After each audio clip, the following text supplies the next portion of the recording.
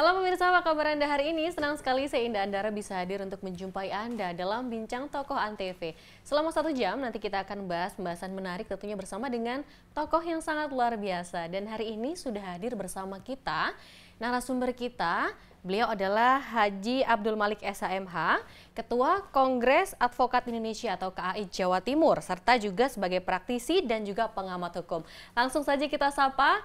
Assalamualaikum Abah Malik. Waalaikumsalam, Mbak. Gimana kabarnya, Bah? Alhamdulillah baik. Alhamdulillah. Nah, kita ini lagi di Bincang Tokoh ya, Bah ya. Kita pingin mengenal lebih jauh nih tentang Abah Malik. Bah, bisa diceritakan dong, Bah, perjalanan hidup atau sejarahnya Abah Malik sebelum menjadi lawyer nih? Iya, menjadi lawyer ya kami mohon maaf pada anak saya, sama keluarga saya terutama. Ya. Perjalanan ini sangat panjang sekali, gitu kan. Jadi nggak mudah kita menjadi pengacara sampai menjadi ketua kan gitu kan. Perlu Pasti banyak yang dilalui ya, Bah ya? Iya, pengorbanan tuh banyak itu. Jadi saya dulu ini sangat susah ya. Saya dulu ini istilahnya pemain motor ya. Saya dulu ini pernah ditahan ya.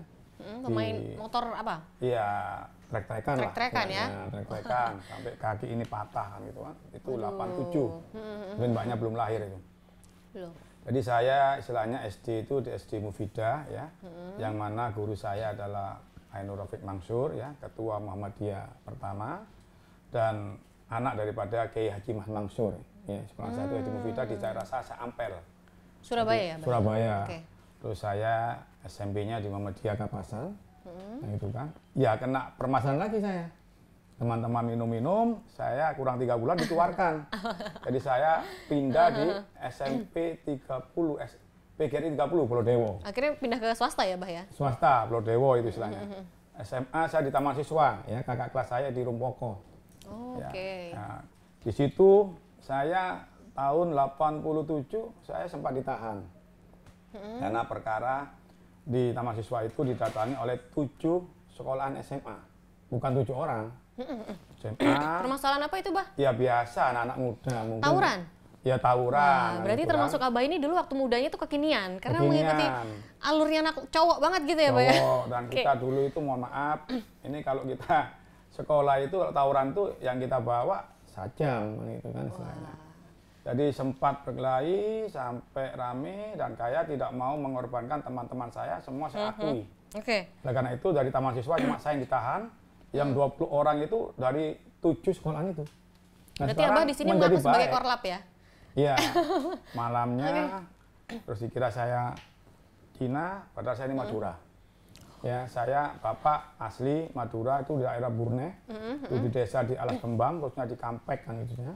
Kalau untuk ibunya? Ibu Madura saya juga atau? bukan, ibu saya Gresik Ujung Pangkah. Oh, Gresik. Jadi istilahnya pendalungan.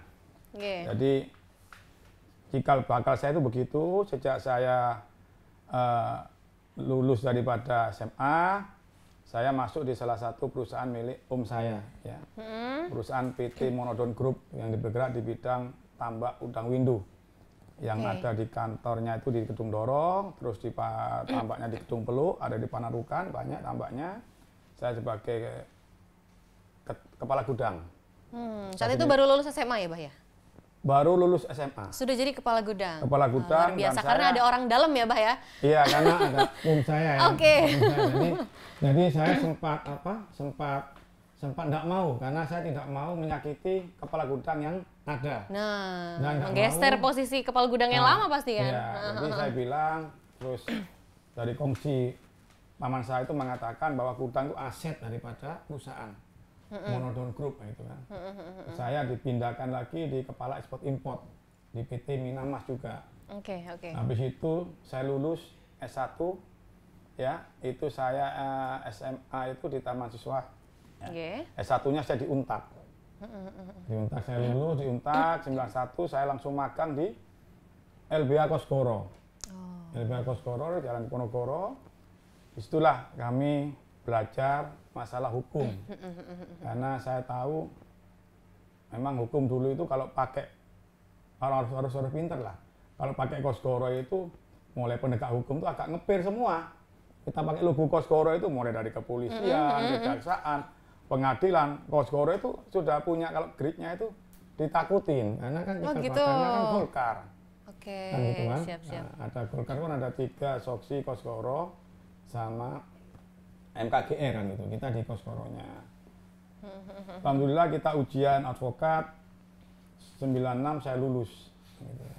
Tapi memang dari SMA itu sebelum masuk ke perguruan tinggi memang ingin memperdalam hukum ya, Bah ya? Iya, memperdalam hukum karena saya orang Madura, jujur aja banyak teman-teman kita, saudara kita yang di Madura ini kan tidak paham hukum betul ya. Jadi kalau ada permasalahan hukum itu dia kalau sama polisi itu jangankan pakaiannya polisi datang kita sudah lari gitu. Madura kan gitu, berani dia pakai senjata, pakai apa. Iya. Tapi kalau dari Pak Polisi lari semua, pacar kaget. Oh, gitu. Sekarang pun begitu. Nah itu istilahnya. Karena kalau dia mengatakan kalau polisi itu dor di sana, meninggalnya di situ.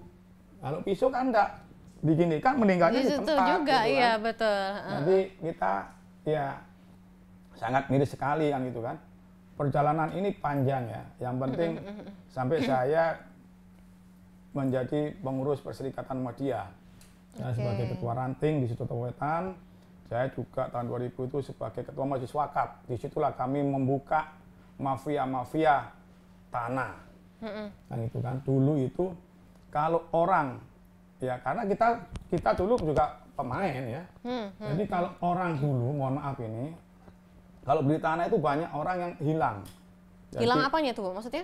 Iya, istilahnya itu orang dijual kepada ya namanya cukong-cukong kan gitu kan. Orang itu sudah tidak ada hilang. Disitulah saya baru tahu bahwa permainan itu ada di dalam pembuatan IJB, akte jual beli, ikatan jual beli. Dan dia tidak kepada orang yang namanya seperti saya, Abdul Malik. Dia mencari di buku telepon. Abdul Malik itu banyak. Disitulah permainan notaris-notaris dulu nakalnya itu.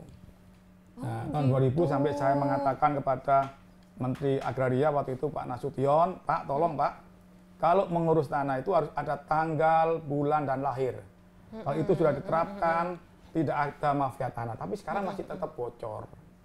Kan itu kan. Oleh karena itu kami suka LBH ini karena apa? LBH ini menolong bagi masyarakat yang tidak mampu. Kan itu istilahnya. Jadi fokus Bapak ke situ ya Pak ya, untuk membantu warga miskin yang membutuhkan bantuan hukum? Iya, dan kita di Kongres Advokat Indonesia ini, kita ini punya DPD seluruh Indonesia, ya. Kita punya LBH-nya, kita punya DPC. Kalau kita di kabupaten ini punya 37, tapi dengan syarat.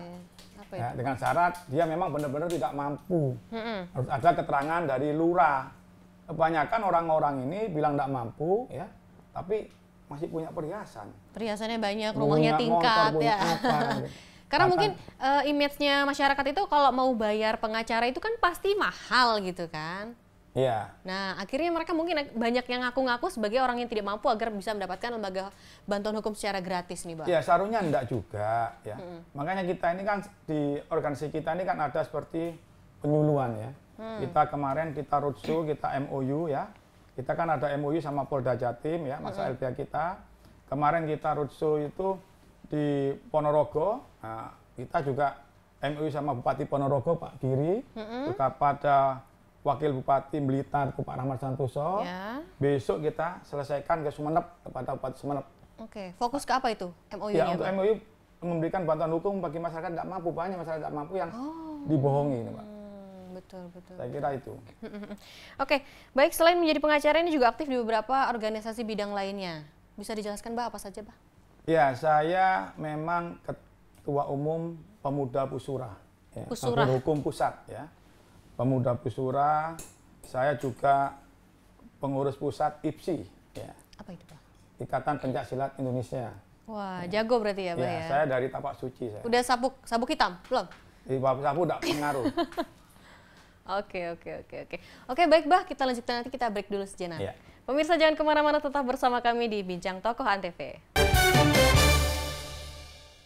Anda masih bersama kami dalam Bincang Tokoh Antv, masih dengan narasumber yang sangat luar biasa sekali, Haji Abdul Malik SHMH. Beliau adalah Ketua Kongres Advokasi Indonesia Jawa Timur. Nah, Bah Malik, kita tadi membicarakan tentang organisasi yang Anda ikuti. Nah, apa aja tadi, Bah? Ya, saya ini kan istilahnya ada masuk di Biro Hukum Pusat ya, itu Pemuda Pusura ya. Jadi Surabaya itu Pemuda Pusura, Biro Hukum Pusatnya. Saya juga masuk di Biro Hukum IPSI, Ikatan Pencaksilat Indonesia, pimpinan Pak Prabowo Subianto. Ya. Terus saya, mohon maaf, orang Madura itu identik dengan NU-nya kan gitu kan. Aneh, saya ini masuk di ketua ranting Muhammadiyah. Jadi saya juga Indonesia kan penuh dengan keberagaman, nggak apa-apa. Ketua pimpinan daerah Muhammadiyah Surabaya, masih wakafnya. Menyangkut masalah tanah-tanah karena bidang saya kan gitu kan. Terus saya juga ketua LBH Koskoro di Nganjuk gitu. Terus saya masuk lagi di IPHI, saya dulu bendahara IPHI, yang ini pimpinan Bapak Indra Sanul Lubis, dan saya sekarang menjadi Ketua Dewan Kehormatan Pusat di IPHI. Luar biasa. Ketua umumnya Bapak Rahmat Santoso yang sekarang Wakil Bupati Blitar. Terus saya di KAI, saya dulu koordinator ya, Jawa Timur. Terus saya menjadi Ketua DPD KAI Jawa Timur itu 2 periode. Barusan 2019 di Batu Kongres, saya menjadi Wakil Sekretaris Jenderal DPP di Kongres Aku Indonesia. Karena saya tidak mau mengkhianati organisasi, saya tidak gila jabatan, saya tidak mau teman-teman organisasi pecah. Karena di perjalanan di Kongres Aku Indonesia di Kabupaten di Kota Batu itu pertarungan antara ketua sudah selesai, ketua umum presidennya Ibu Mia Sanul Lubis. Sekjennya ini dari NTT sama dari Jawa Timur karena saya waktu itu ketua organisasi sharing committee. Jadi seluruh DPD minta saya tidak mau pecah, lebih baik saya mundur, korban untuk saya. Yang penting rekan kami Apolos Jarabonga bisa menjadi sekjen sama Bumia, berarti ada sinergi ya antara ini sama orang. Jadi kita tidak mau, jadi jabatan itu jangan diminta dan jangan gila jabatan.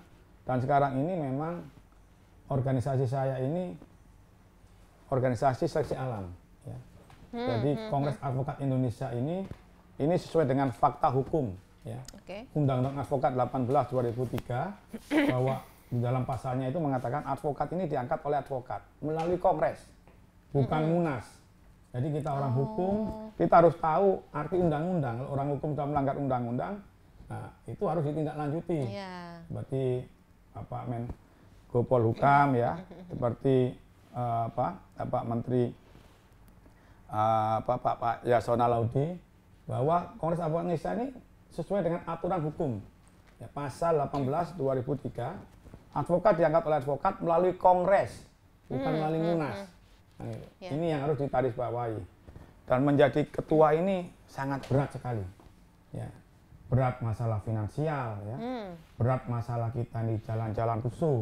Seperti kemarin kita keliling 2 hari di Ponorogo, Tulungagung, Blitar, Kediri, keliling kita 2 hari. Besok kita teruskan lagi ke Sumeneb. Besok lagi nanti berikutnya Banyuwangi menunggu. Roadshow lah ya Pak ya. Roadshow. Jadi kalau kita masih belum siap finansial, belum fisik siap, dan juga pasti untuk pikirannya menyatukan, menyatukan. Karena jabatan itu innalillahi wa inna ilaihi raji'un. Jangan mengharap jabatan itu enak, enggak enak jabatan itu gitu loh. Saya ini mau minta diganti. Sudah berapa lama nih Bapak jadi ketua KAI? 2 periode ini. 2 periode? 2 periode. Saya mau minta diganti. Tapi kita harus tahu yang mengganti itu harus benar-benar orang yang bisa menyatukan seluruh advokat di Jawa Timur. Siap. Bukan gap to gap. Kalau gap to gap akan ada perpecahan. Disinilah kita akan mencari, ya istilahnya itu. Atau melalui aklamasi ya, gitu Pak? Loh, kalau aklamasi kita tinggal gini, kalau saya menanggapan ini, pasti anak-anak samikna watokna sama kita. Karena bagaimanapun juga organisasi ini harus besar. Ya. Jangan kalau di Muhammadiyah itu mutunya Pak Kiai Haji Ahmad Dahlan, janganlah mencari makan di Muhammadiyah. Hidup-hidupilah Muhammadiyah kan gitu kan. Janganlah mencari makan di KAI, tapi hidup-hidupilah KAI. Besarkan organisasi KAI kan gitu. Siap. Yang penting dia berani berkorban, jangan bahil, karena semua harta yang kita miliki ini sudah titipan semua. Betul sekali Abah. Bah, ini selama menjadi lawyer sudah berapa kasus yang ditangani Bah?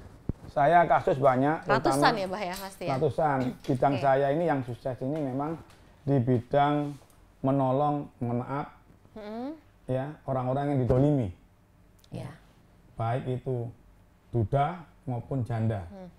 Banyak yang kita tolong waktu itu, dan alhamdulillah kami membantu finansial. Saya bisa membeli rumah itu karena klien kami, ya, almarhum Pak Marjono.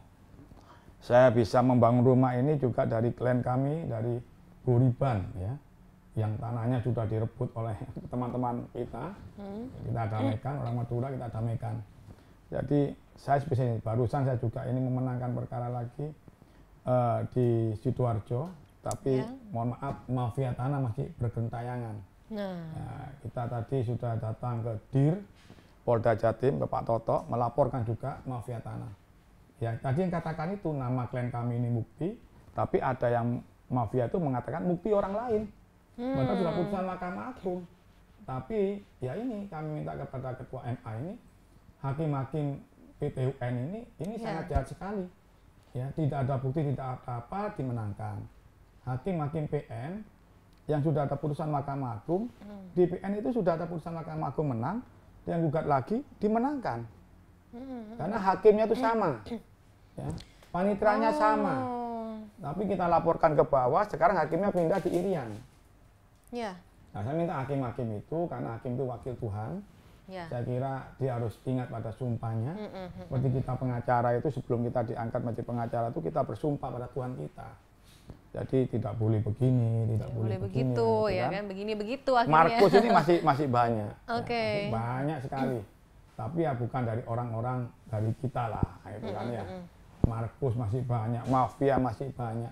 Pengacara-pengacara teman-teman kita yang pengacara asli itu jangan menjadi Markus, tapi banyak. Banyak ya Pak ya di Indonesia itu ya. Jadi kita ini istilahnya sudah capek, apalagi sekarang organisasi ini banyak, kumpul 3-2 orang bisa mendirikan organisasi.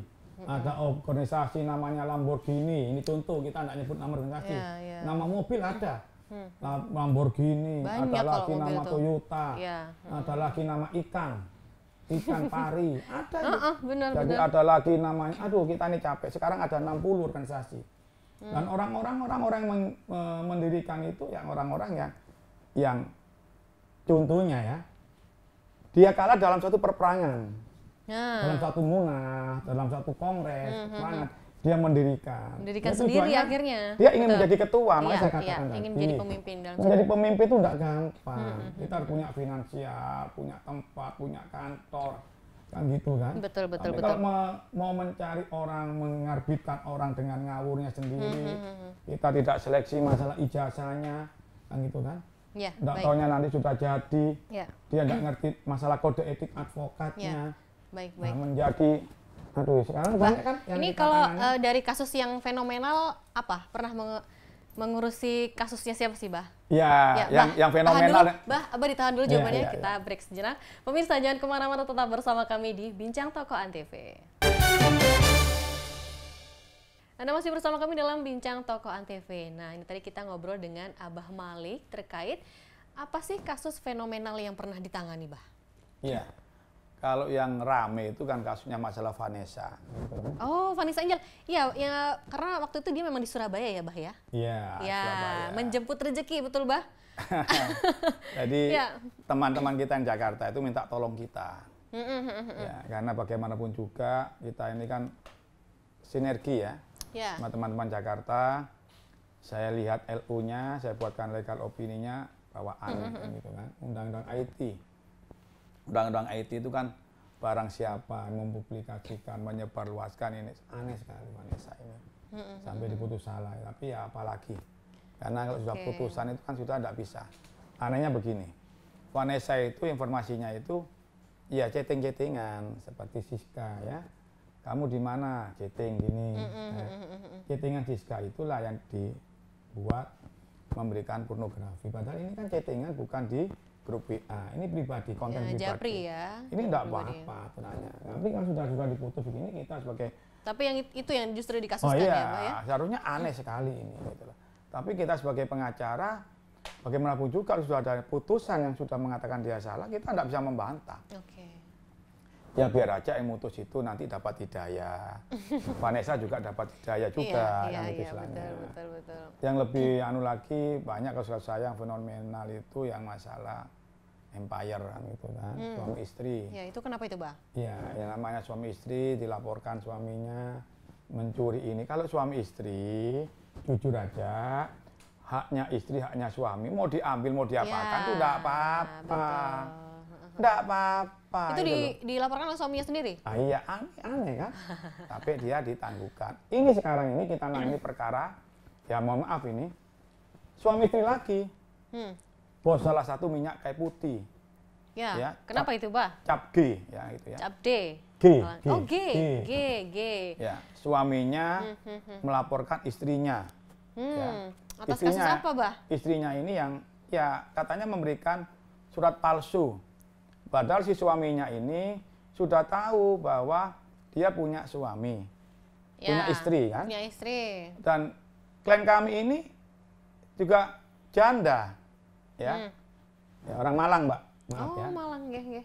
Mampu dia bukan kiri, ya. Ini kalau orang bahasanya bukan kiri, tapi kita ini bisa hukum. Ya, kita minta kepada Jaksa Agung ya, kepada Kapolri, mohon ini ditindaklanjuti karena bagaimanapun juga kalau dia dikatakan memberikan keterangan palsu dalam suratnya, jadi ada surat dari lurah mengatakan bahwa dia itu perawan. Oh, memalsukan status perkawinan. Perkawinan, ya. Perawan. Padahal yang membuat ini bukan klien kami.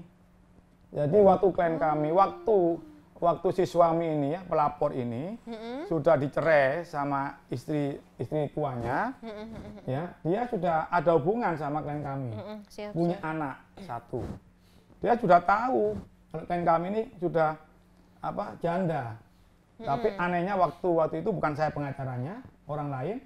Dia minta tolong sama saya, dia 2 minggu di Polda, ditahan. Tapi kita mintakan untuk penangguhan, jaminan saya, dia dikeluarkan. Anehnya lagi,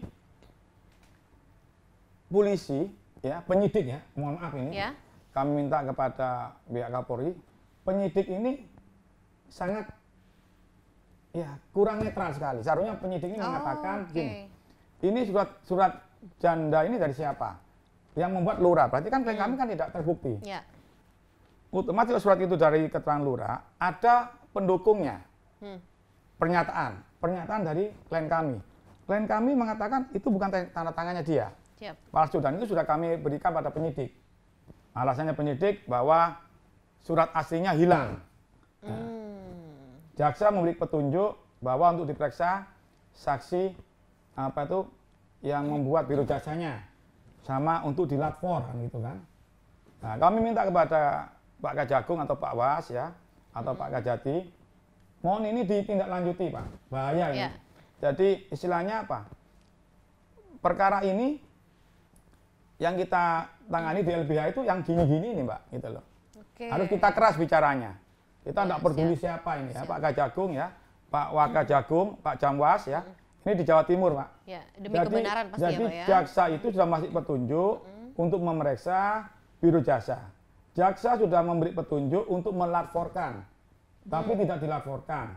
Di dalam satu surat edaran Mahkamah Agung nomor 3 2020, P19 ini sudah 2 kali, jadi nggak boleh.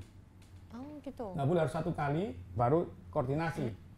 Ya, informasinya katanya mau di P21. Nah ini bahaya, Pak. Jadi pengadilan itu jangan dibuat sampah. Ya. Setuju. Seperti klien kami cincin bebas, janganlah. Kita dan dolimnya harus digarisbawahi seharusnya ini suami istri. Seharusnya yang dijadikan tersangka klien kami, si Linda sama suaminya Sugiarto. Karena apa? Dia menggunakan surat nikah itu. Dia menggunakan buku nikah itu. Orang tua ini menggunakan semua. Orang tua menggunakan, berarti dia harus dua-duanya tersangka. Betul. Kita bicara hukum. Ya, bukan bicara siapa yang punya uang bisa mengatur proses hukum ini. Ini nggak benar ini ya. Kita minta kepada Kapolri, khususnya Pak Ijo Sigit ya, sama Pak Jaksa Agung, Pak Sarudin, tolong jangan sampai perkara ini sampai harus ditindaklanjuti, harus direvisi, ditanyakan pada jaksanya bahwa ini suami istri. Aneh lagi, ini sudah 9 tahun Kasusnya itu baru ya, dilaporkan. Kejadiannya 2009. Ya, 2009. Jadi istilahnya kalau masalah surat palsu, memberikan keterangan palsu, itu harus ada bukti. Yang membuat ini lurah, bukan TEN kami. TEN kami tidak bisa dijadikan tersangka. Karena yang mengeluarkan kan dari lurah ya, Mbah ya. Surat itu yang minta, ngurus surat itu suaminya untuk perkawinan dia resmi karena dia sudah dicerai oleh istri yang pertama. Gitu. Dia menggunakan buku nikah itu berdua loh, antara Linda sama Sugiharto di buku nikahnya itu. Seharusnya dua-duanya ini tersangka. Ya, kita minta pada jaksa, penyidik, jaksa yang mengapa ini harus jeli lah. Ya. Kita ini di LBH ini kasihan. Ya. Bagaimanapun juga nanti pertanggungjawaban saudara ini pada Tuhan. Ya itu. Jangan takut kan kalau ada pimpinan yang salah, diingatkan. Kalau ada pimpinan salah tidak diingatkan, berarti penyidik-penyidik ini jahat kepada DIR, jahat kepada Kapolda. Kalau di kejaksaan jahat kepada Aspidum, jahat kepada Kajati. Nah ini jahat ini.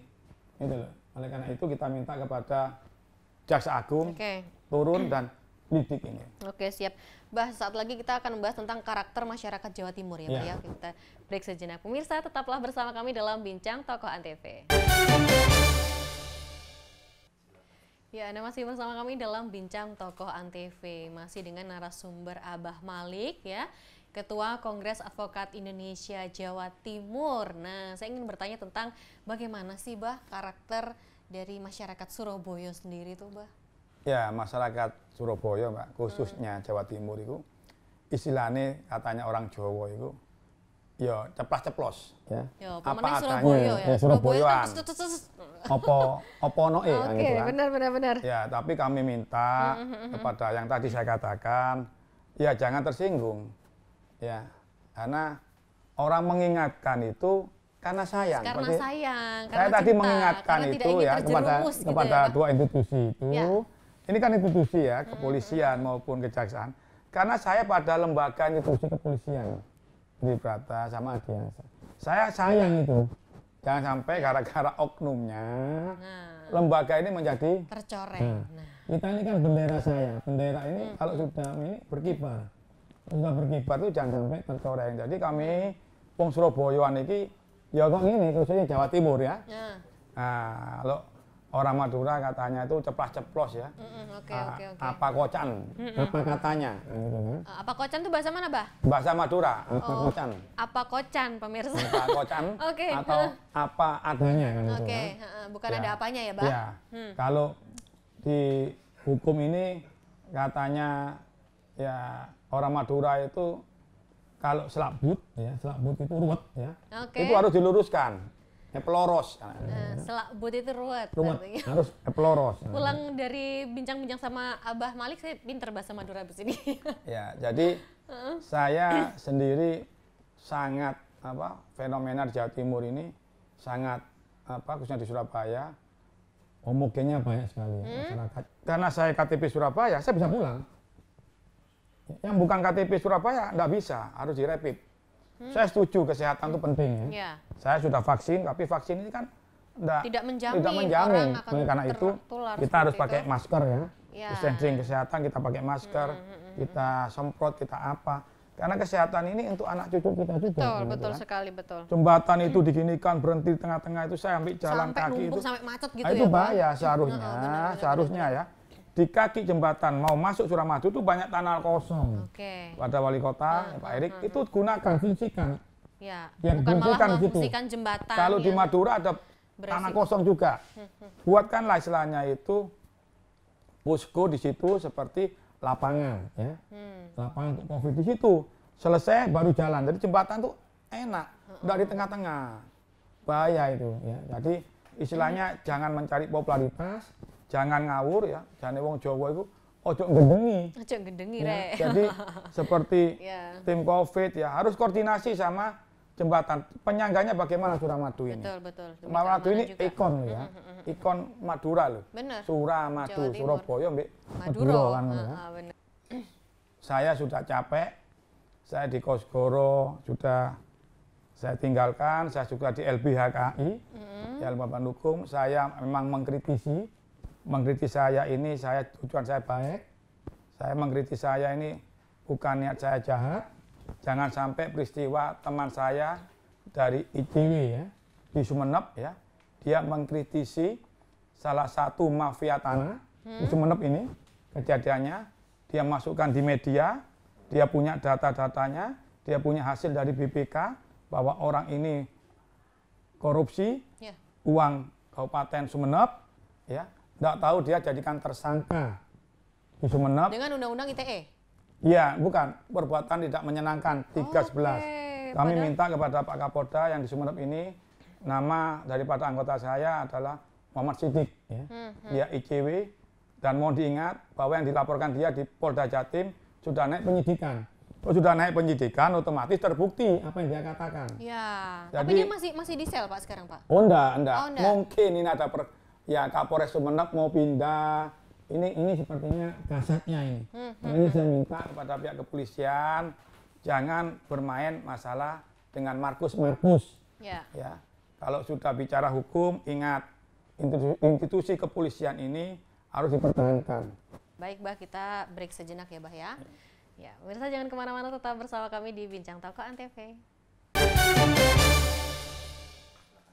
Terima kasih Anda masih bersama kami dalam Bincang Tokoh Antv. Masih dengan narasumber kita, yaitu Ketua Kongres Advokasi Indonesia Jawa Timur, Haji Abdul Malik SHMH atau yang biasa disapa Abah Malik. Nah, Bah, Abah ini kan fokusnya untuk membantu masyarakat miskin ya, Bah ya. Mohon maaf, masyarakat yang kurang mampu seperti itu. Nah, itu tuh apakah ada syarat-syarat untuk agar bisa dibantu dalam sebuah LBH gitu, Bah? Ya, kalau lembaga bantuan hukum itu pasti kita akan membantu masyarakat ya. Kalau dia memang tidak mampu, kita wajib membantu karena kita terikat oleh sumpah advokat. Ya, syaratnya kalau memang dia tidak mampu, cukup keterangan dari kepala desa atau lurah ya, bahwa dia tidak mampu dan segala biaya itu akan kita tanggung ya, operasional, maksudnya bukan biaya untuk lobi-lobi. Apakah ada survei ke rumahnya? Jangan cuma ngaku-ngaku dia nggak punya, tapi ternyata rumahnya gedong dan juga mobilnya banyak. Ini harus kita garis bawahi.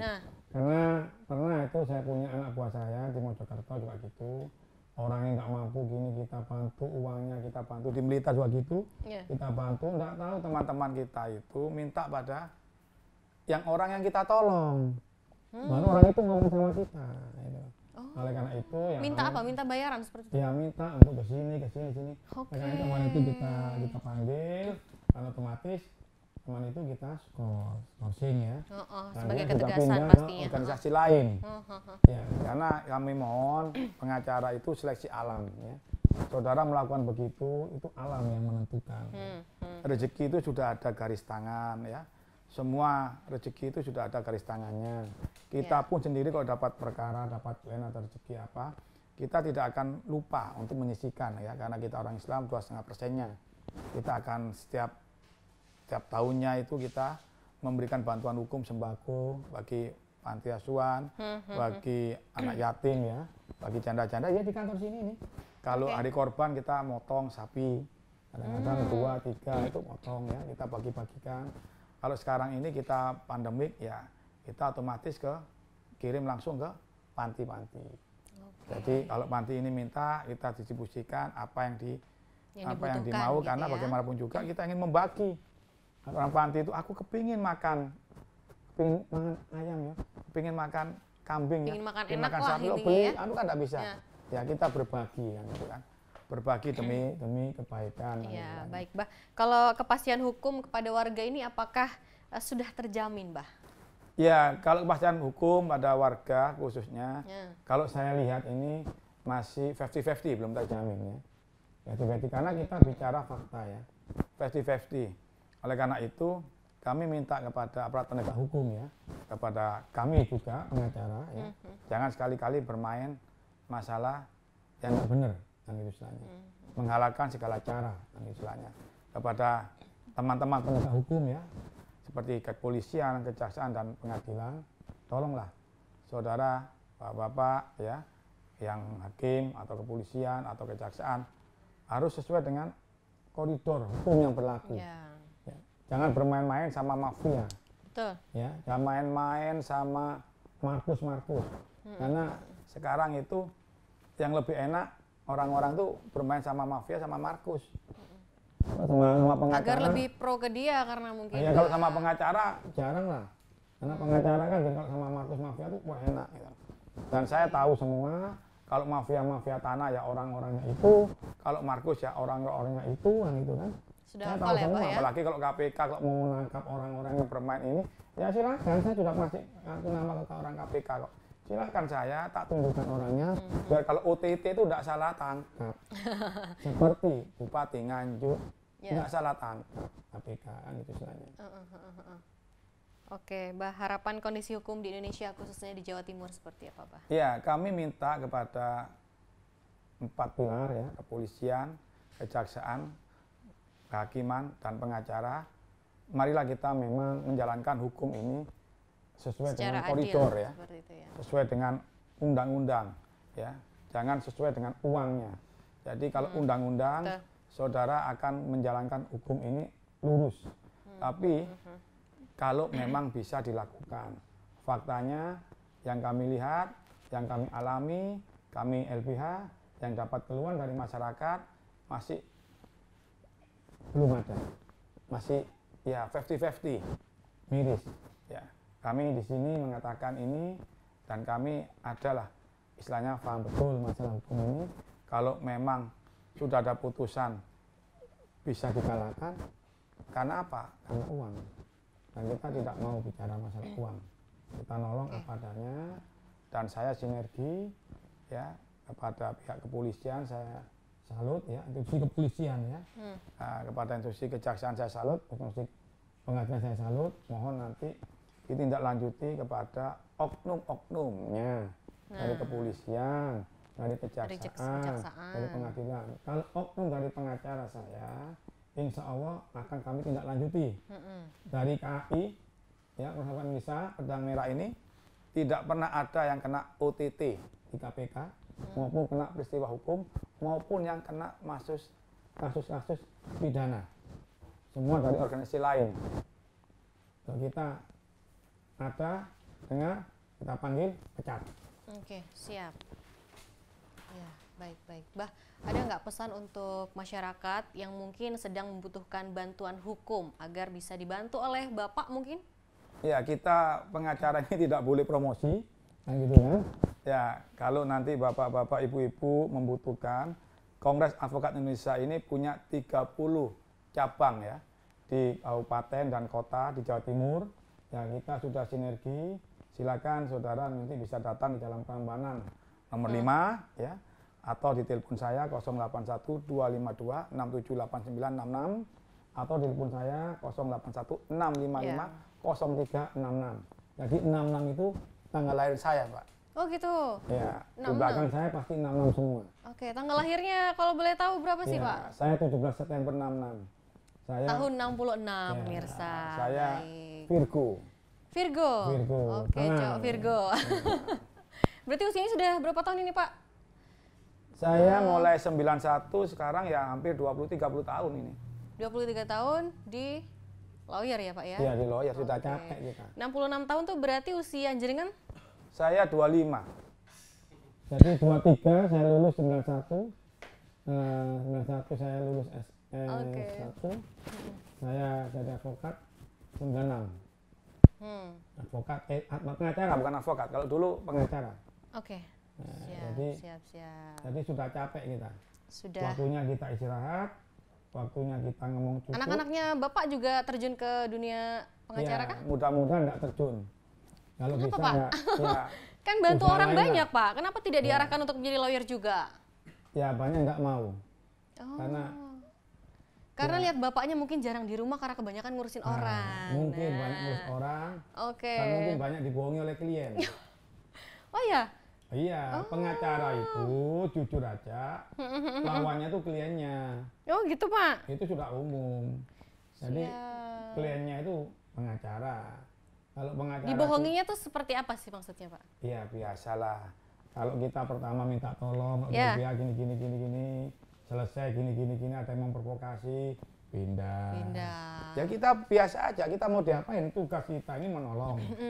Jangan mengharapkan sudah menolong. Dan kita harus memberikan bantuan hukum. Oke, siap, siap. Ini begini, jangan. Baik, itu bukan pengacara namanya, Markus. Oke, jadi semoga ini untuk para penegak hukum ini bisa memberikan keadilan tentunya ya Pak ya, kepada seluruh masyarakat Indonesia. Meluruskan yang tidak benar. Agar stigma masyarakat ini tentang hukum, bahwa hukum itu tumpul ke atas dan tajam ke bawah itu bisa hilang seperti itu. Baik, Abah Malik, terima kasih banyak atas waktunya. Oke, pemirsa, usai sudah kebersamaan kita dalam Bincang Tokoh Antv. Sampai ketemu di episode selanjutnya. Indah pamit. Wassalamualaikum warahmatullahi wabarakatuh. Waalaikumsalam.